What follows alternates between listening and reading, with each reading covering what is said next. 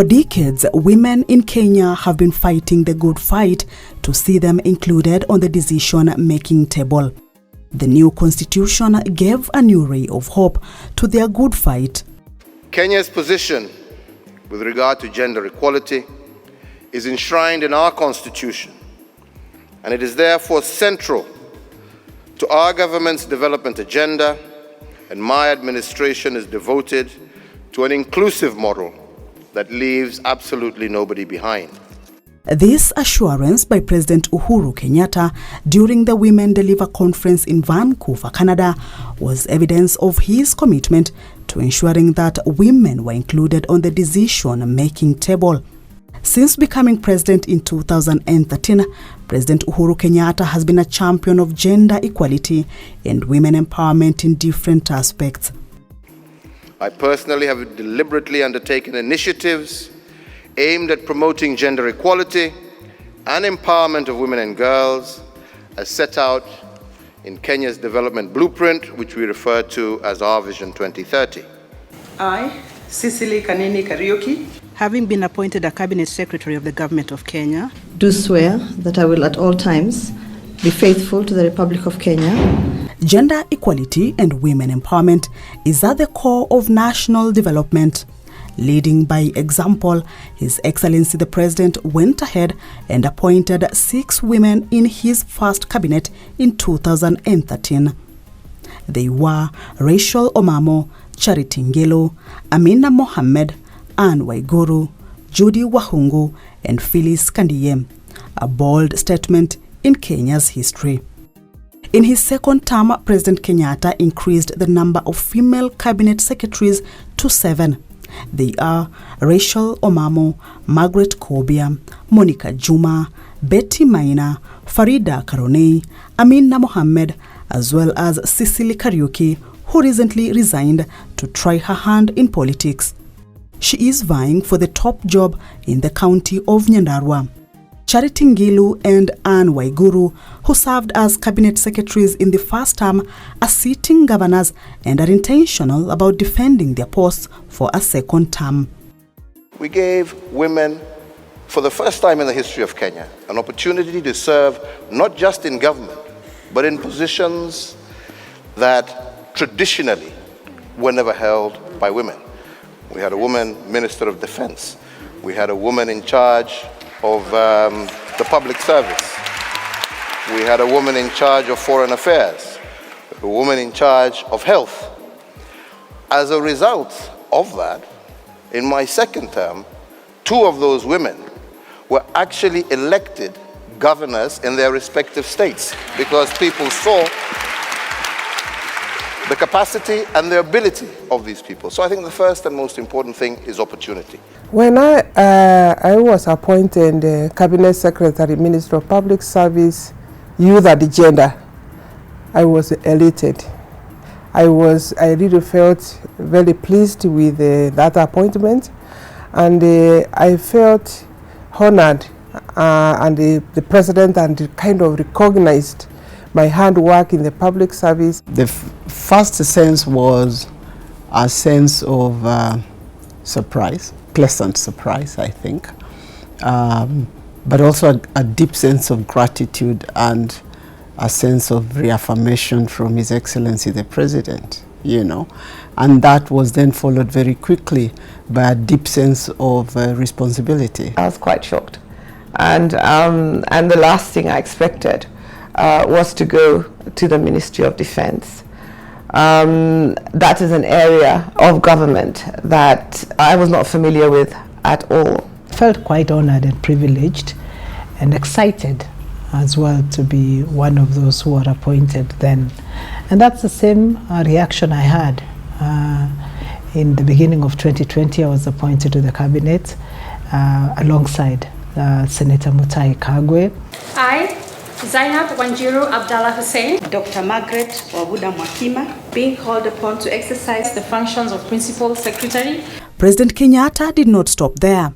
His first cabinet also had 13 female principal secretaries, while the second one has 11.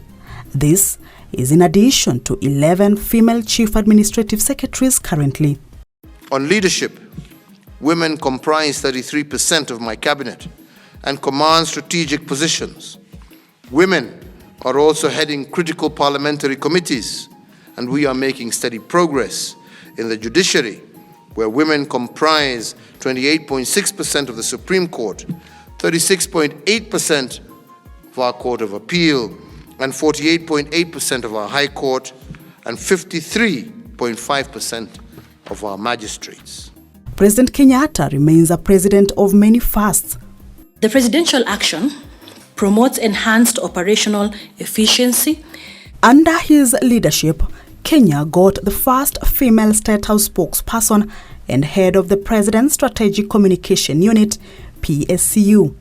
This appointment came like a surprise, I must tell you, because it's never one of the things that you ever imagine that you'd ever get. First of all, one, because I was not really involved in politics. I was really not much of a politics person. I think the most that I had engaged with politics was my news bulletins whenever we were getting into an election year period. So it really came as a surprise for me. Initially when I came in as a deputy spokesperson, and I was deputizing Manoe Sipiso. So I was like, what am I going to do there? What am I going to give? You start asking your questions. What difference am I going to make? President Kenyatta's commitment to women empowerment was also witnessed in his appointment of the State House Deputy Chief of Staff, Policy and Strategy. It doesn't get better than that. It's one of the greatest privileges that you can get, because this is not a job that is advertised that you can apply for. This is not a job where you can go around and try to influence people to give it to you. And I saw that as a tremendous honor. I saw it as a unique opportunity to give back to Kenya. Over my time at the World Bank, over 25 years, I had done a lot of great things for other countries. And this was a unique opportunity to serve my own country from a very unique perspective. While under the leadership of President Kenyatta, Kenya has made great strides and come a long way in gender mainstreaming and women empowerment. The challenges facing women in leadership have lasted for centuries. Women still face many challenges as they pursue their right to equitable participation in leadership due to many factors: lack of knowledge, finances, agency, and voice. Most of the people grew up knowing that to be a leader is a man. Therefore, when you become a leader as a woman, you are kind of measured by looking at the men. Therefore, you meet those obstacles that any of the staff or any of the people look at you as one is an issue to deal with. You are not a man and you are a leader. Therefore, they have to kind of go through that process to find acceptability. I joined as PS Defense. My minister then was a woman. And yes, there were people who were turning around and thinking, is this true? And I recall one person asking us, are you serious? What has happened to the president? Has he forgotten we are at war? Can he have a woman minister and a PS in the Ministry of Defense when we are at war? And I looked at him and I said, you have to ask competence. I mean, that's an invalid question to that extent. You will confront some people who don't value your contribution. You'll encounter others who think you're fantastic. So you'll get the good and the bad. You'll get the negative and the positive. Oh, the challenges were many. I think one of the first challenges that I found when I got in here was, first of all, you're coming from a media sector that saw you as a news anchor, and so they had a perception about you as a person.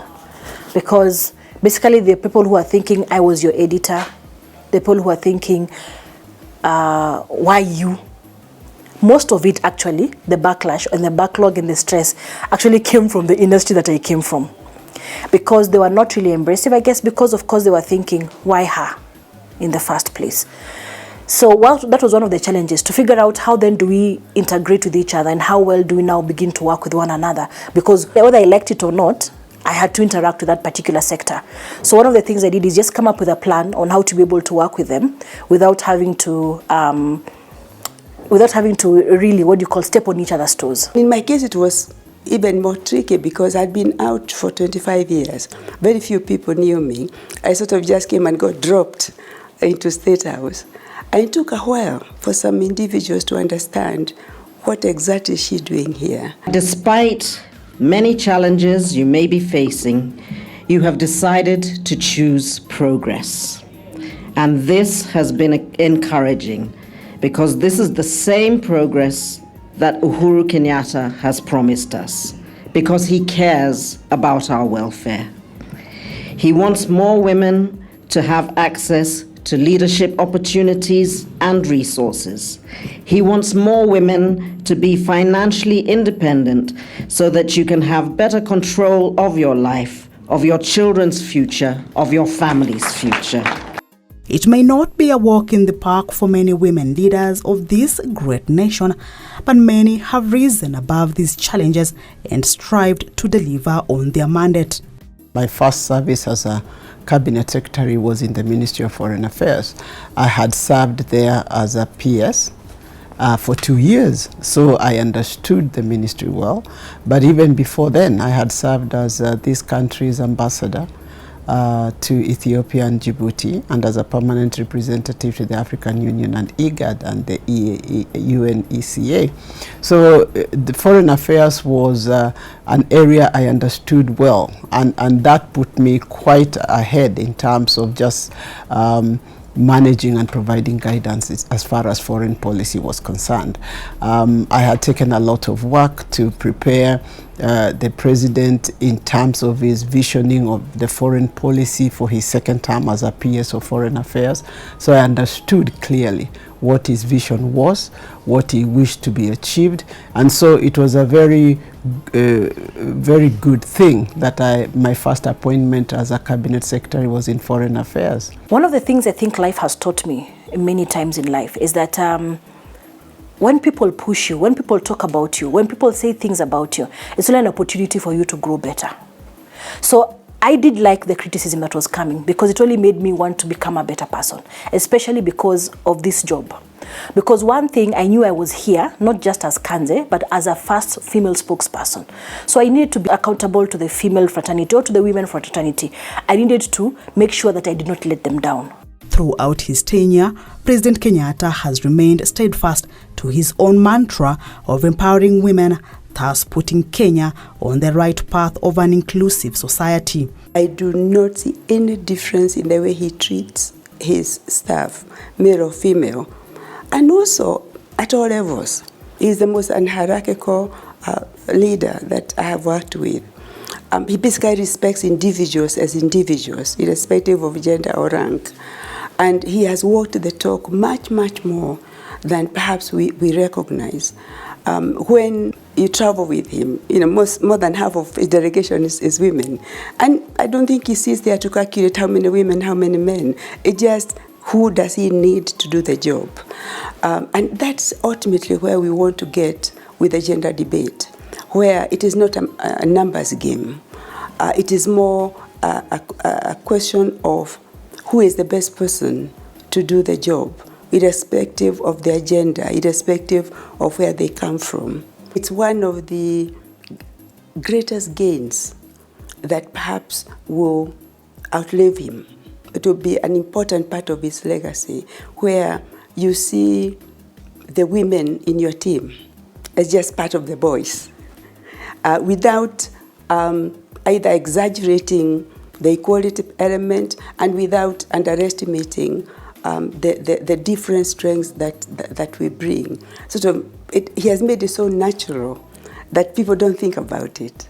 President Kenyatta, he has always given us room as women to make our interventions, to contribute in the cabinet. He has given us responsibility because we also know there are organizations where you could have women sitting in the board, but they are not given that equal opportunity to kind of make interventions.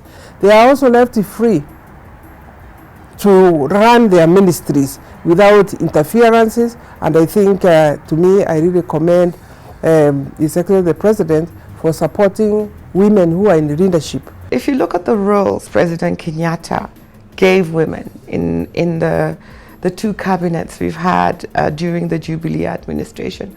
We got, ministerial dockets with weighty responsibilities. He gave us jobs that were there to challenge us and to ensure that we were able to prove our worth, and so that Kenyans were left in no doubt that women were capable of holding positions of responsibility, of being in places of decision making.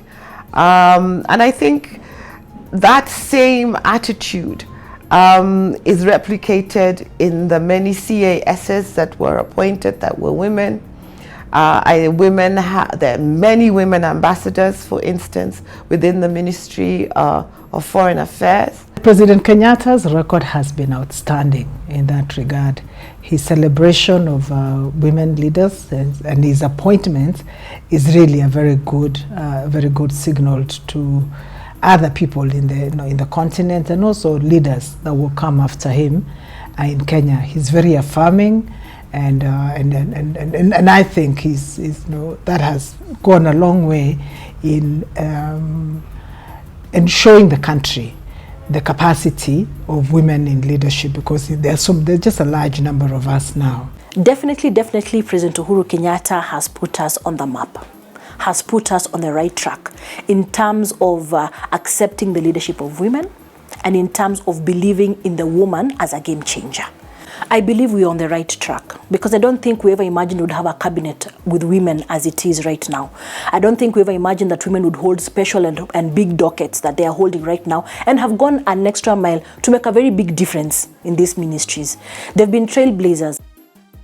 Her Excellency First Lady Margaret Kenyatta has equally played a big part in enhancing the woman's agenda through her Beyond Zero initiative that has seen the child mortality rate in Kenya significantly drop. From the onset of her tenure as First Lady, she has articulated the importance of the woman and the role she plays in the society. The First Lady also brought dignity and meaning to the office of the First Lady. She could have come as the wife of the president and just be there and just enjoy the trimmings that come with this job. But she chose to go out of her way, run marathons, bring all the wives of governors and give them clinics of Beyond Zero, those health clinic, which they put in their county. And you can see the multiplier effect of such program. And the fact that those the wives of the governors in this country and somebody to look up to, I think they have done a good job. Every time I visit counties, I think I see what the wives of the governors are doing. They are trying to copy what the First Lady is doing. What a mentorship. The imperative for women in leadership is clear, both morally and commercially.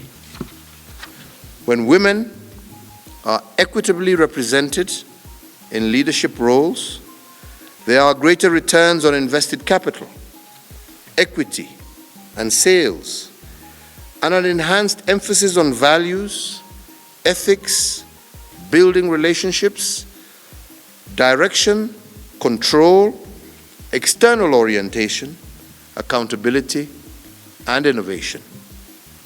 Women bring significant value to leadership roles, both through bottom-line results as well as organizational culture. Thanks to what President Kenyatta has championed, young women and girls, and even young men and boys, now have more female leaders to look up to as they strive to achieve greatness while serving not just Kenya, but the globe at large.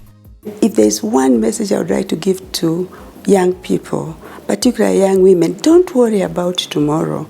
Don't worry about who is against you or who is with you. Focus on doing the very best that you can do here and now.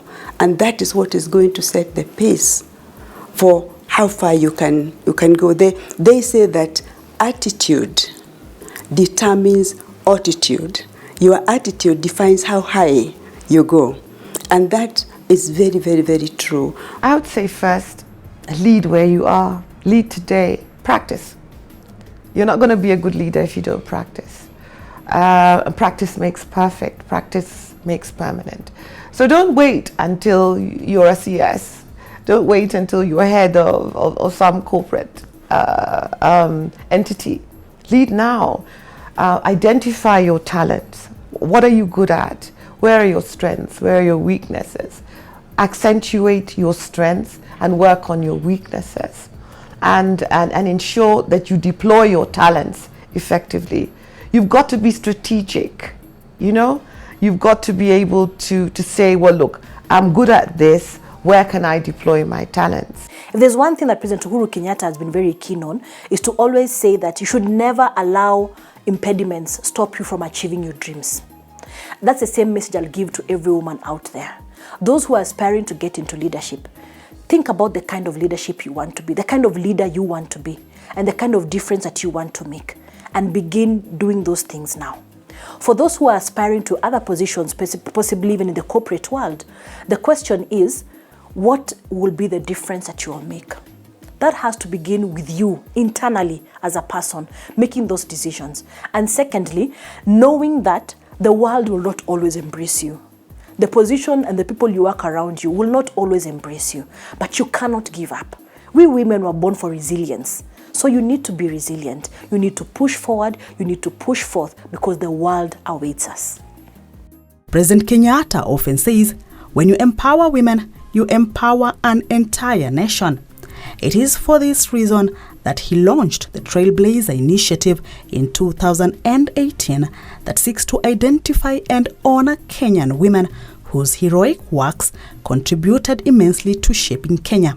Honorable Mama Phoebe Asio, Her Excellency Margaret Nkina Kenyatta, Mrs. Joan Mujomba, Honorable Senator Kitoni. The initiative is a symbol of the role women play in society. They build homes, bring incomes, educate children, and silently influence community decisions. Where there is threat of strife, they often seek peace. Where there has been division, they usually encourage reconciliation. The actions of women, measurable and immeasurable, hold up half our society, half our country, and half, as one author put it, of the world's sky. Without women, Kenya would not be. The world could not be. Indeed, the role of the woman in the society cannot be downplayed. The woman's journey of being part of decision-making table in Kenya has just begun. We keep hope high that more women will be included in subsequent government appointments and electoral positions. One thing is for sure, President Uhuru Kenyatta is behind us every step of the way. I pray to God and look forward to the day that I shall be sitting and listening to the first female Kenyan president addressing the people of the Republic. As they say in Swahili, yote tisa la kumi. And indeed, Kenya is a nation of strong women, and we salute you all.